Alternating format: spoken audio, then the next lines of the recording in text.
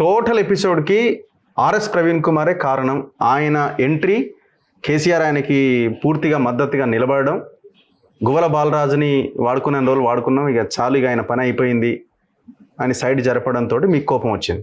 నేను అంటే బాగోదు, నా విధానము, నేను ఎదిగిన స్థాయికి అటువంటి వాళ్ళు జస్ట్ నథింగ్.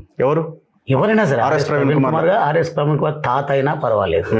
అటువంటి వాళ్ళపైన నేను వేదికను వదిలి, యుద్ధ భూమిని వదిలిపోయేటువంటి కాదు. నేను నాకంటూ ఆలోచనలు ఉన్నాయని మీతో ఇంత స్పష్టంగా చెప్తా ఉన్నా. నేను నిజంగా అందరినీ ఆలోచింపజేయండి. మీకు ఆలోచనలు ఉన్నాయి, మీ ఆలోచనల్ని నాకు ప్రవీణ్ కుమార్ గారే వచ్చిండు అని అంటే, నేను శాసనసభ్యుడిగా పనిచేసిన, నాకు అసెంబ్లీ క్లియర్గా ఉంది. ప్రవీణ్ కుమార్ గారు 2028లో ఆయన పోటీ చేద్దాం అనుకుంటున్నాడు అచ్చంపేట నుంచి. ఆయన ఆలంపూర్ కూడా వదిలేసి, అచ్చంపేట నుంచి పోటీ చేద్దాం అనుకుంటున్నాడు. అట్లంటే ఆయనతో పోటీ చేసే దమ్ము నాకు లేదా? ఆయనకంటే ఎక్కువ యాక్సెప్టెన్స్ ఉంది నాకు. ఆయన కొన్ని జాతులను, కొన్ని మతాలను, కొన్ని చిచ్చు పెట్టి స్వారోని నిర్మించి ఇవన్నీ చేసిన అనేది ప్రజల్లో చర్చ జరుగుతుంది. నేను అక్కడ ఎప్పుడు కూడా చేయలే.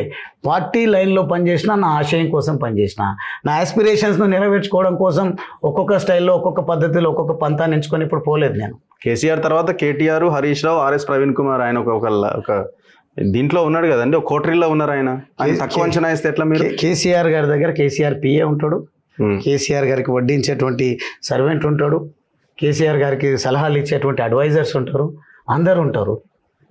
అంత మాత్రాన ఆయన పక్కన ఇది ఏ లక్ష్యంతో ఉన్నాడో నాకు తెలుసు. ఐపీఎస్ ఆఫీసర్ కాబట్టి ఇప్పుడు వచ్చినటువంటి ఈ విమర్శలు, ఈ ఎంక్వైరీల పైన ఆయనకున్నటువంటి ఇంటలెక్చువాలిటీని వాడుకుంటున్నారేమో. కానీ అచ్చంపేటలో గువ్వల బాలరాజుకు పోటీగా నిర్మించాలని, ఏర్పాటు చేయాలని కేసీఆర్ గారు కూడా ఆలోచించినట్టయితే నేను ఎప్పుడు భావించడం లేదు.